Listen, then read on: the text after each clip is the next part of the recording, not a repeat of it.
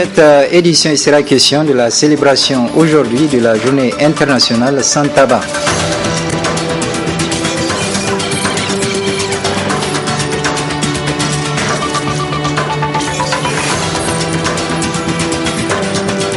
Ensuite, dans ce journal, nous parlerons de la 4e mission de supervision conjointe gouvernement-Banque mondiale.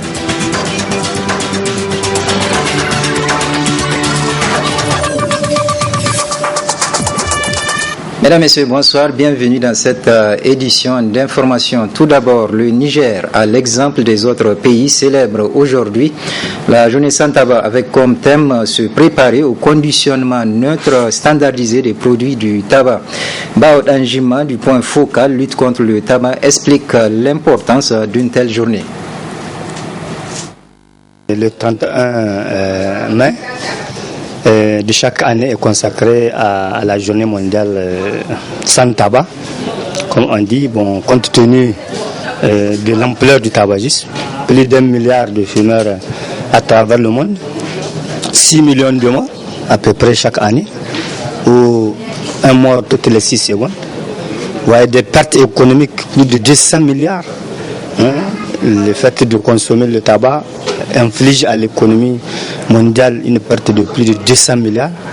Et il y a aussi des problèmes environnementaux parce que les producteurs de tabac, pour avoir la matière première pour fabriquer les autres produits de tabac, sont obligés de détruire les forêts pour planter le tabac, le faire sécher, et tout ce processus-là, vous voyez, et sur le plan sanitaire, sur le plan économique, sur le plan environnemental, il y a des problèmes énormes, et c'est pour cela qu'il est dégagé cette journée-là du 31 mai pour qu'on puisse parler du phénomène du tabagisme à travers le monde et de voir quelles sont les voies et moyens qui doivent nous conduire à amoindrir le risque.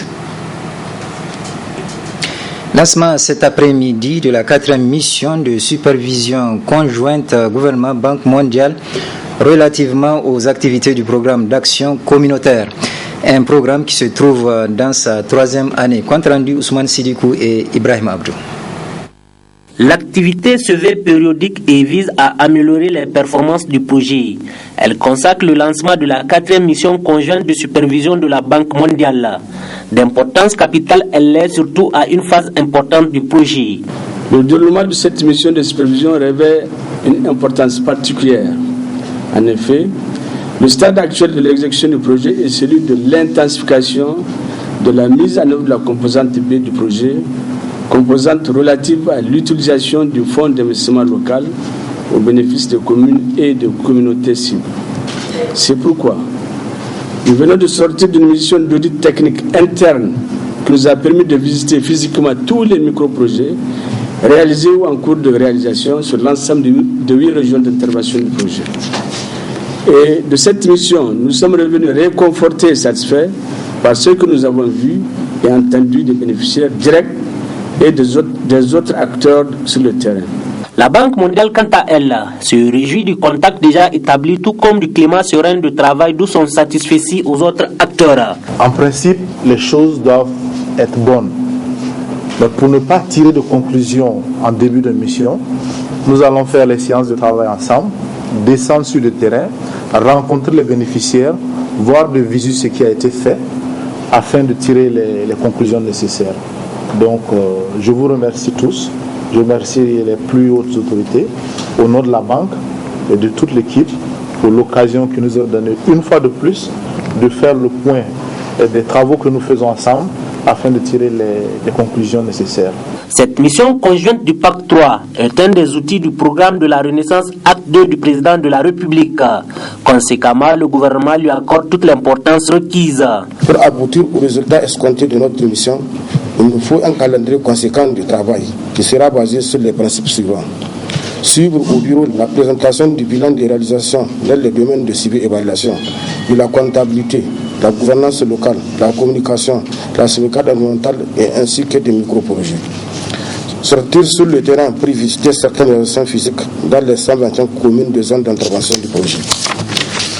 Et enfin, élaborer un rapport d'aide de mémoire y compris les recommandations. Il s'agit donc au cours de cette 4e mission de supervision de passer en revue le chemin parcouru depuis l'évaluation à mi-parcours qui a eu lieu en septembre 2015 et d'en dégager pour les mois à venir les orientations en vue de l'atteinte de l'ensemble des résultats escomptés à la fin du projet. Ouverture ce matin dans la salle de réunion du SNAD de l'Assemblée générale constitutive de la mutuelle de santé commune, police nationale et garde nationale. Pendant 2 jours, les délégués vont discuter sur plusieurs points relatifs à la mutuelle. Compte rendu Ibrahim Tikiré et Sadoudoumi. La prise en charge solidaire des dépenses de santé des policiers, des gardes républicains et leurs familles constitue un souci primordial pour la hiérarchie. Pour pallier à cela, une démarche conjointe a été engagée entre les policiers et les gardes républicains qui a abouti ce 31 mai 2016 à l'Assemblée générale constitutive de la mutuelle de santé commune police-garde. La présente Assemblée générale est l'aboutissement d'un long processus qui a duré plusieurs années. En effet, la création d'une mutuelle de santé a été une préoccupation de longue date pour nos 2 hiérarchies, surtout au vu de la modicité des moyens de nos personnels et les risques auxquels nous expose notre profession. La mutuelle offre une assurance santé et permet la prise en charge des risques maladie grâce à la mise en commun des moyens de chacun, ce qui en soi est un gage d'esprit de solidarité et de renforcement de la cohésion dans la corporation. Les forces de défense et de sécurité ne sont pas en reste. Nous ne sommes pas en marge de cette démarche. En 2015, comprenant la nécessité d'unir nos forces, la haute hiérarchie des 2 corps sous l'égide du ministère de l'Intérieur, de la Sécurité publique, de la décentralisation et des affaires coutumières et religieuses a décidé d'adopter pour une mutuelle commune. C'est alors qu'une mission conjointe de sensibilisation a sillonné toutes les régions du Niger pour démontrer l'opportunité et l'impérieuse nécessité de la création de cette mutuelle. Car ne dit-on pas que la santé n'a pas de prix? S'il est vrai qu'elle n'a pas de prix, il convient d'ajouter qu'elle a un coût qu'il va falloir assumer. En ouvrant les travaux des assises de cette Assemblée générale, le secrétaire général du ministère de l'Intérieur a indiqué que l'installation de cette mutuelle de santé commune, police nationale, garde nationale, vient à point nommé car elle va soulager les souffrances de ces porteurs de tenue et celles de leurs familles respectives. Sa création entre dans la droite ligne de la garantie des meilleures conditions de vie et de travail au personnel des forces de défense et de sécurité, chères aux autorités de la 7e République, au premier rang desquels son Excellence M. Mahamadou Issoufou, président de la République, et son Excellence M. Brigitte Raffini, Premier ministre, chef du gouvernement. C'est indéniablement dans cette optique que la prise en charge par l'État en matière de consultation et d'examen médicaux des agents et de leurs familles ont été fixés à 80% dans nos services publics de santé. C'est pour dire aussi que cette mutuelle qui consacre le remboursement des frais médicaux à hauteur de 80%, tel que prévu par les textes qui vont la régir et tomber à point nommé. Durant 2 jours, vous allez être amenés à peaufiner les textes qui conféreront une existence juridique à cette mutuelle. Vous allez également mettre en place les différentes structures chargées de la gestion de ces ressources. Toutes choses qui nécessitent des personnes dignes de confiance. Après la mise en place de la mutuelle de santé commune, les gardes républicains et les policiers rejoignent ainsi les douaniers et les militaires qui ont déjà une mutuelle de santé commune. Au cours de 2 jours de travaux, un bureau sera mis en place pour diriger la mutuelle de santé qui réduira les charges en matière de santé des bérets rouges, des bérets noirs et de leurs familles. La salle de réunion de la Chambre de commerce, d'industrie et de l'artisanat du Niger a servi à la cérémonie de lancement officiel des activités du comité arbitral des recours fiscaux. Nafisa Zakou et Halid Brema pour le compte-rendu. La présente cérémonie marque le lancement officiel des activités du comité arbitral des recours fiscaux CAFI. Un comité qui se veut une collaboration entre secteur public et privé, notamment la Chambre de commerce et d'industrie du Niger, ainsi que l'ordre des experts comptables et comptables agréés. Occasion pour la directrice générale des impôts, Mme Fatia Barchi, de remercier ce partenariat qui a permis de concrétiser la création de ce cadre novateur permettant d'améliorer les rapports entre contribuables et administration fiscale. Procédant au discours du lancement des activités du comité, le ministre délégué au budget est revenu sur les objets du CARFI. Comme son nom l'indique, le CARFI est une instance arbitrale nationale compétente en matière de contentieux d'impôts directs et indirects. Et à ce titre, le comité est chargé de connaître les recours exercés contre une décision de rejet partiel ou total rendue par l'administration fiscale relativement aux réclamations contentieuses, de connaître les désaccords portant sur des questions de fait et de droit qui peuvent naître de redressements notifiés suivant la procédure contradictoire, de connaître des contentieux relatifs aux demandes de remboursement des crédits du TVA. En effet, comme vous le savez, mesdames et messieurs, l'évolution des activités économiques associées à la rigueur budgétaire a fait, entre autres, naître des rapports entre l'administration fiscale et les contribuables. Il a été constaté que ces rapports sont de plus en plus marqués par la saisine de juridictions, faute de cadres d'échange appropriés le plus souvent. Soucieux d'améliorer le climat des affaires dans notre pays, le gouvernement s'est résolument engagé dans des réformes visant à améliorer durablement les rapports entre l'administration fiscale et les contribuables. Il s'agit donc à travers le CARFI de créer un cadre d'arbitrage, j'allais dire de large échange, à même de concilier les intérêts de l'État et ceux aussi des contribuables. Par la création donc du CARFI, l'État a voulu davantage rassurer le secteur privé de son engagement permanent à lui offrir un cadre réglementaire qui assure la sécurité juridique des affaires. Ces paris, nous devrons à brève échéance et de manière pérenne le gagner à travers les activités du CARFI, de façon à résorber aussi substantiellement le contentieux fiscal devant les tribunaux. La présentation des membres du CARFI, qui sont au nombre de 9 et dont la présidence est assurée par un magistrat de l'ordre judiciaire, a sanctionné la cérémonie. Parlons maintenant de l'état des routes dans la ville de Niamey, plus précisément de celle qui mène au quartier Sonissi, qui est impraticable. À cela s'ajoute une insalubrité qui met mal à l'aise les populations et les conducteurs qui l'empruntent. Ousmane Sidikou et Cheb Guisso pour le constat.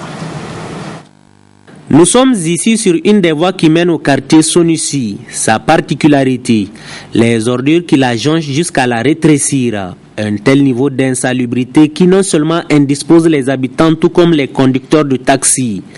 Impuissants, tous deux ne savent plus à quel sein se vouer, subissant au passage les préjudices de cette insalubrité criarde, d'où leur cri conjoint de détresse.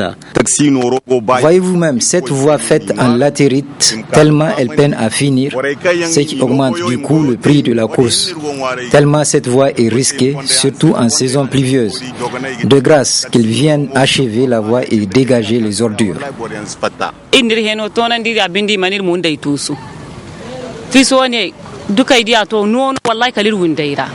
Nous finalement, on ne sait même pas quoi dire. Outre la fumée, parfois ce sont les vers de terre qui nous envahissent jusque dans nos maisons. De grâce, qu'ils viennent nous débarrasser de ces ordures qui nous indisposent tant.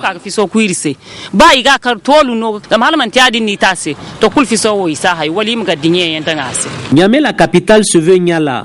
Un vœu si cher aux autorités, d'où la matérialisation d'un tel souhait en débarrassant les coins et recoins de ces montagnes d'ordures, surtout avec l'imminence de la saison pluvieuse. Ce, pour épargner à ces populations les multiples maladies auxquelles elles sont surexposées.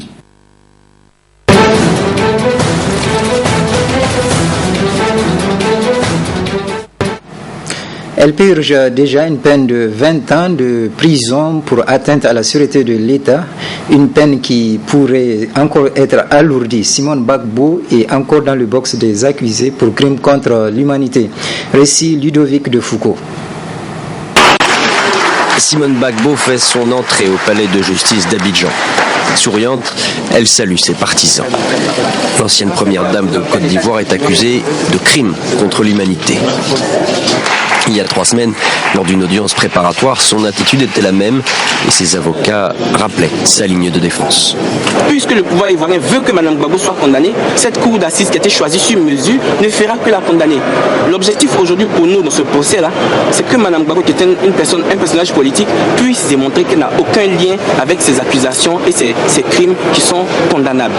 Des crimes qui remontent à novembre 2010. À cette époque, Laurent Gbagbo refuse de reconnaître la victoire d'Alassane Ouattara à l'élection présidentielle. Simone Gbagbo est soupçonnée d'avoir joué un rôle de premier ordre dans une cellule de crise à l'origine de violences meurtrières. Personnalité controversée, surnommée la Dame de Fer ou de Sang, elle purge actuellement une peine de 20 ans de prison pour atteinte à la sûreté de l'État, prononcée l'an dernier. Mais les avocats de l'État ivoirien veulent la faire condamner pour crimes contre l'humanité, crimes contre les prisonniers de guerre et crimes contre les populations civiles. J'attends quand même que le droit soit dit, qu'il y ait une justice pour les victimes qui en ont longtemps souffert. La Cour pénale internationale réclame toujours l'ancienne première dame. Elle veut, elle aussi, la juger pour crimes contre l'humanité. Mais Alassane Ouattara estime que son pays est en mesure d'assurer une justice opérationnelle. Reste qu'en 2010-2011, les partisans de l'actuel président s'étaient aussi rendus coupables d'exactions et qu'aucun d'entre eux n'a été inquiété à ce jour. 5 fois Ballon d'Or, la star de football Lionel Messi est poursuivi pour fraude fiscale. L'avocat de l'État a requis un peu plus de 22 mois de prison et une amende équivalente au montant de la fraude. Ludovic de Foucault pour le commentaire. C'est une affaire qui poursuit le quintuple Ballon d'Or depuis juin 2013. Mais qu'est-ce que le fisc espagnol reproche à Lionel Messi? Avec l'aide de son père, le footballeur argentin aurait dissimulé des revenus dérivés de ses droits à l'image via des sociétés écrans au Belize et en Uruguay entre 2007 et 2009. À l'époque, les 2 pays étaient considérés comme des paradis fiscaux. Au total, il est accusé de 3 délits de fraude fiscale d'un montant cumulé de 4 160 000 euros. L'avocat qui défend les intérêts du Trésor espagnol a requis 22 mois et demi de prison ainsi qu'une amende équivalente au montant de la fraude présumée contre Messi. Mais l'attaquant a une défense en béton. C'était pas lui, c'était son père. En septembre 2013, devant la juge d'instruction de Gava, commune au sud de Barcelone où il réside, Lionel Messi déclare ainsi: J'ai signé, mais je ne regarde jamais les contrats. Je ne sais pas ce que je signe. La question de l'argent, c'est mon papa qui s'en occupe. À l'époque, le parquet avait été convaincu, mais depuis, le nom de la Pulga est réapparu dans un autre scandale, les Panama Papers. Messi et son père ont bien ouvert une société dans ce paradis fiscal en juillet 2013, juste après la première plainte en Espagne. La famille le reconnaît, mais elle affirme que la compagnie est totalement inactive.